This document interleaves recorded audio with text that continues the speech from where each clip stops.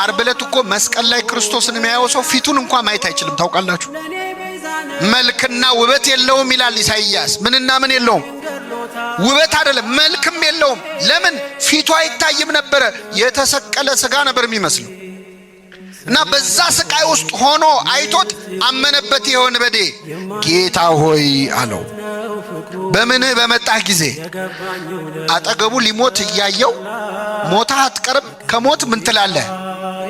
ትነሳለህ። ተነስታ አትቀርም፣ ወደ ሰማይ አርገህ አትቀርም፣ ዳግም ልትፈርድ በመጣህ ጊዜ አስበኛለሁ። አይገርማችሁ? አጠገቡ ያለው ንጉሥ መሆኑን አውቋል። እንዴት ንጉሥ ሊመስለው ቻለ? ዙፋን ላይ ተቀምጦ ነው እንዲያየው አይደለም። ያየው መስቀል ላይ ነው። በትረ መንግስት ይዞ ነው ያየው አይደለም። በበትር ሲመታ ነው ያየው። እንደ ነገስታት ጠጅ ሲጠጣ ጮማ ሲቆርጥ አላየውም። ሐሞትና ከርቤ ሲጠጣ ነው ያየው።